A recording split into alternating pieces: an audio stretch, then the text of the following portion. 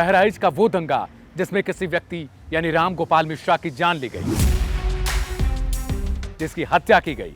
बहराइच की महाराजगंज का वो दंगा जिसमें विशेष समुदाय के घरों को टारगेट किया गया, जिस पर आरोप लगे कि मुसलमानों के घर को चुन चुन कर जलाया गया। बहराइच का वो दंगा जिस पुलिस पर यह आरोप लगे कि उनके साथ दंगाई डंडा हथियार लेकर चलते रहे और पुलिस केवल मुंह ताकती रही। बहराइच का वो दंगा जिसमें तार तार होती रही इंसानियत। और इसी बहराइच के दंगे को हम लगातार अपनी क्राइम कथा में आप तक पहुंचा रहे हैं। और आप सभी के द्वारा जिस तरीके से इस एपिसोड्स पर प्यार और प्रेम बरसाया जा रहा है, उसके कारण अब बहराइच में लगातार कार्रवाइयों का दौर चल रहा है।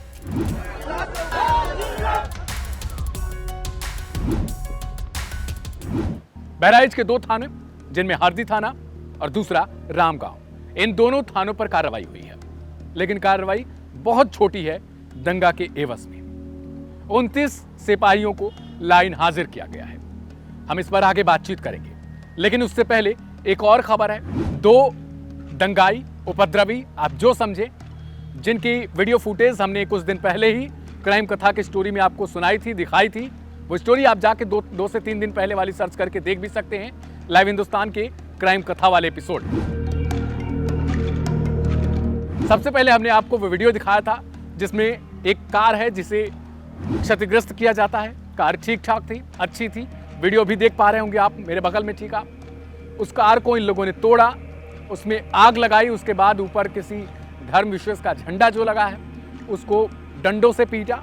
फिर इसके बाद ये आगे निकलते हैं। जब इनकी मन की आग थोड़ी शांत होती रही तो किसी अगले निशाने पर ये पहुंचते हैं। उनमें से 2 व्यक्तियों को, जिनमें एक का नाम सुशील और एक का नाम मन्नू है, इन दोनों को फिलहाल गिरफ्तार किया गया है। ये वही दंगाई हैं, इसी सीसीटीवी फुटेज में से इनकी पहचान की गई थी। लेकिन सवाल तो ये है, इसमें केवल 2 नहीं है, इसमें बहुत ज्यादा दिखाई दे रहे हैं। जो पुलिस के साथ चल भी रहे थे, आखिर वो कहां हैं? उनकी गिरफ्तारी क्यों नहीं होती? गिरफ्तारियों के लिए यूपी पुलिस क्या केवल जल्दबाजी तभी करती है जब ऊपर से लखनऊ से मुख्यमंत्री योगी आदित्यनाथ का आदेश आता है? और यह आदेश भी कब आता है, यह अपने आप में बड़ा सवाल है। अब दूसरी चीज यह कि बीजेपी के विधायक ने जो आरोप लगाया था उसमें जांच कहां तक पहुंची, उस पर भी चर्चा करेंगे आगे। लेकिन सबसे पहले आते हैं जो 29 सिपाहियों को लाइन हाजिर किया गया। दरअसल हरदी थाने से एक लेटर वायरल हुआ था।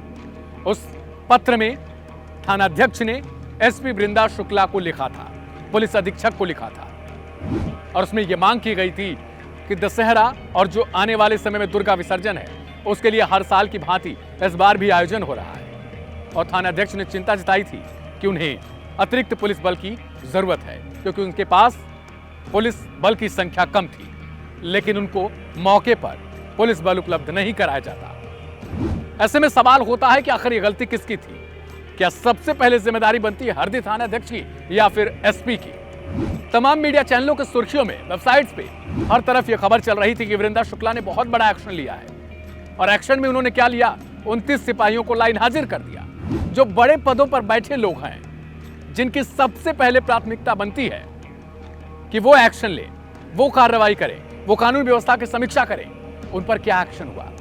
एक सीईओ पर एक्शन हुआ, इसके अलावा एक थानाध्यक्ष पर एक्शन हुआ, और बाकी छोटे मोटे जो सिपाही हैं उनको बलि का बकरा बना दिया गया। हालांकि जब मामला बढ़ता गया तब एसपी वृंदा शुक्ला ने यह बात कबूली कि नहीं, ये कार्रवाई नहीं थी। जब 2 साल आमतौर पर हो जाता है तो सिपाहियों का स्थानांतरण होता है। एक थाने पर वो केवल 2 साल तक ही तैनात रह सकते हैं, ये उनकी दलील थी। लेकिन अब इससे पहले हम आपको जो अतिरिक्त पुलिस अधीक्षक थे वो क्या कह रहे हैं इस कार्रवाई पर, उनको सुनवाते हैं। एडिशनल साहब, रामगांव थाने और हरदी थाना क्षेत्र के 29 पुलिसकर्मियों को आज लाइन हाजिर किया गया है। क्या कारण रहा लाइन हाजिर करने का और क्या डिटेल्स हैं? उक्त दोनों थाने हरदी और रामगांव के कुल 29 ऐसे पुलिसकर्मियों को पुलिस लाइन में आज पोस्ट किया गया है, जिनकी उक्त दोनों थानों पर 2 वर्ष से ज़्यादा पोस्टिंग थी या उनके विरुद्ध कुछ शिकायतें प्राप्त हुई थी। तो उनको लाइन हाजिर करते हुए उनकी जगह पर कुल 29 नए पुलिसकर्मियों को पुलिस लाइन से उक्त दोनों थानों पर तैनात किया गया है। चलिए, अब आपने इनको सुना, इन्होंने बताया कि उनको लाइन हाजिर किया गया, लेकिन वृंदा शुक्ला कह रही हैं, जो एसपी हैं, जो पुलिस अधीक्षक हैं, वो कह रही हैं कि ये केवल 2 साल के बाद स्थानांतरण का काम हुआ है। अब दोनों में से कौन उचित और कौन गलत है, ये आप फैसला करें। अब आते हैं जो 2 दंगाइयों की गिरफ्तारी हुई, जो 2 उपद्रवियों की गिरफ्तारी हुई उस पर। ये पूरा वीडियो फुटेज हमने 2 से 4 दिन पहले वाले क्राइम कथा के एपिसोड में आपको दिखाया था।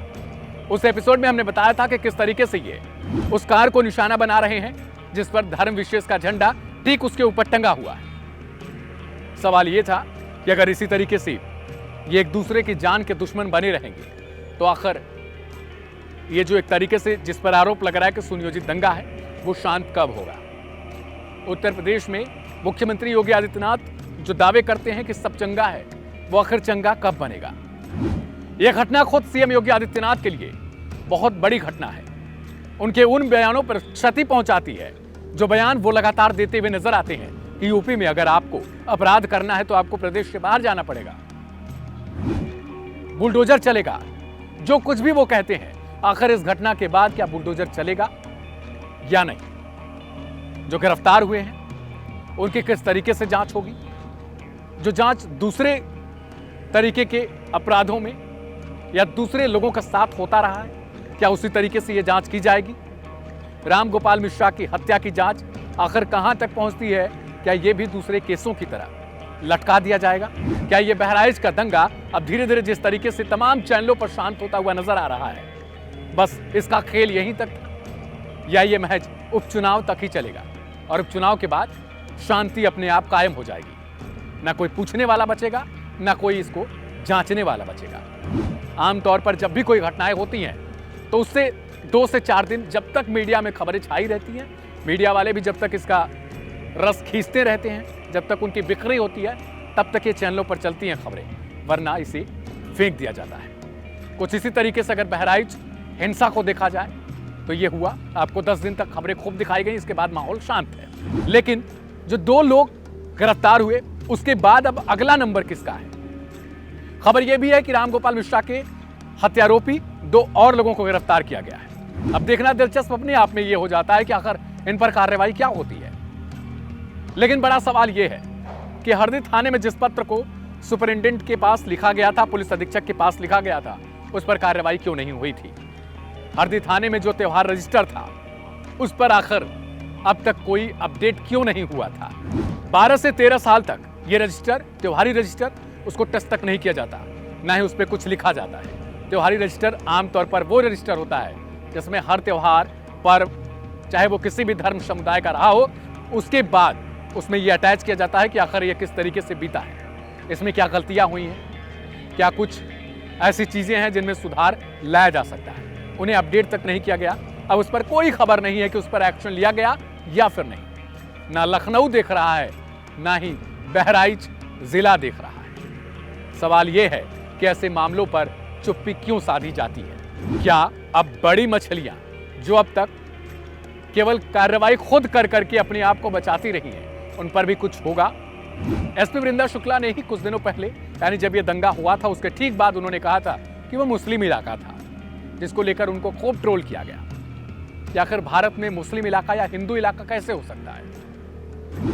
जिस धर्मनिरपेक्ष देश की बात होती है वहां पर किसी का इलाका कैसे हो सकता है।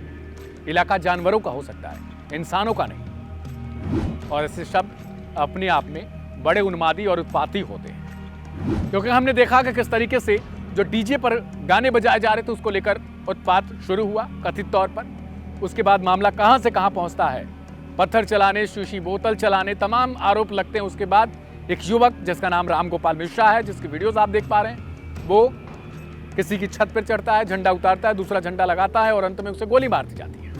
हालांकि मामले की जांच चल रही है, लेकिन सवाल हमारा फिर से वही है कि आखिर बड़ी मछलियां कब फंसेंगी और उन पर कार्रवाई कब होगी, कब उन पर जिम्मेदारी तय की जाएगी ताकि दूसरा मामला न हो सके। बहरहाल मेरा नाम था दिव्यांशु, आप देख रहे थे लाइव हिंदुस्तान। क्राइम कथा के इस एपिसोड में इतना ही। कल मिलेंगे एक और नई कहानी के साथ। नमस्कार।